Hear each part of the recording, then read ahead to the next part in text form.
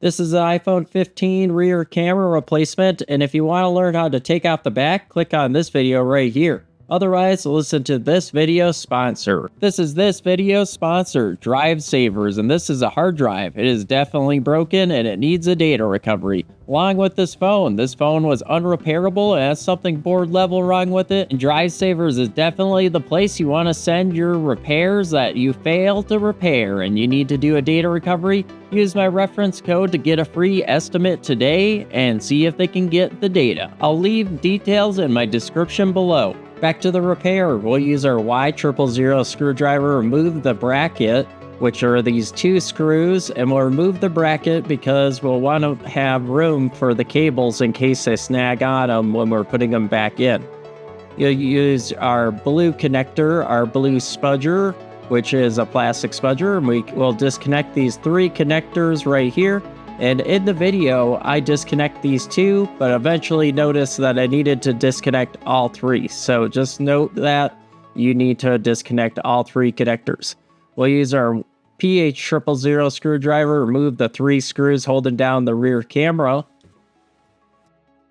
You'll lift up the camera from the left side with your spudger, and then it's hung on underneath. It goes underneath the volume flex. That's that other cable that we're going to disconnect right here, and then lead our spudger around the edges of the cables to try to lift it out gently.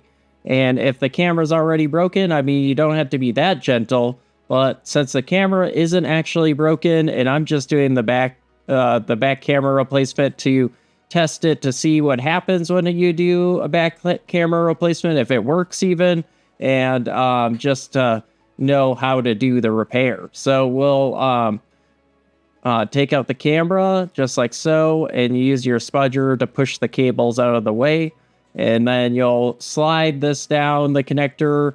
And since the new part where I got from mobilecentrics.com ended up having the cables not bent in the certain spots that they were supposed to be put in, then you kind of have to bend it and flex the cable, and you kind of bend it in ways that you just feel uncomfortable bending it to make it fit the connectors here.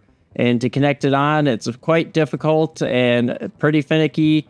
Just make sure you take your time and not have a rush on the repair, because otherwise it's going to be really frustrating getting these cables in. You'll have to take it out and put it back in a couple times to get it to lay flush, and it goes flush up against the corner of the board. So I use my pointy end of my spudger to push the connector up against it, so then it bends, and I'm bending it here so then it will reach around and connect correctly, and you just slide it on just like so. And the flex cable that isn't part of the cameras that goes in between the camera connections is either the power button or 5G antenna. I'm not quite sure. Please don't quote me on what exactly that cable is. I didn't map where it goes to or anything.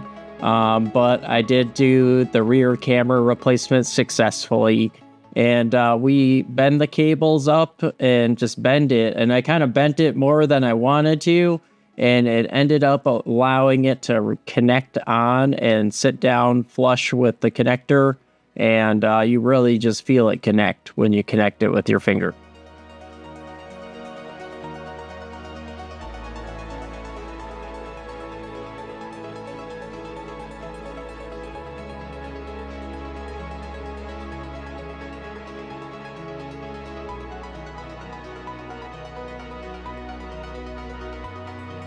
You always connect the top one first, then the antenna part next, and then the middle one last, and then you'll be able to connect it all on flush like so. And then we're gonna screw down the camera and make sure it's screwed down nice and snug, and then we'll give it a good old test and make sure the rear camera is working.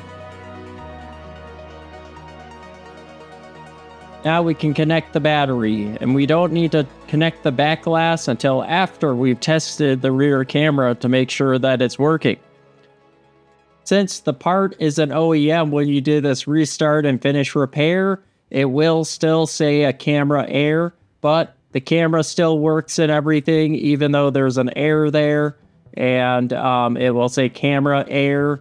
But there was some stories I heard if you took a picture, it wouldn't save to the camera roll. So I did give that a test to make sure the camera works and that the pictures are saving to the camera roll. It wasn't showing up in the settings after the finish restart repair, but after we rebooted a couple times, it does show up. And then it looks like the rear camera works. There I am. Worth it. Subscribe to my channel for more videos and guides like these. Thank you for watching. To learn how to put on the back, please click on this video right here at the end. Worth it.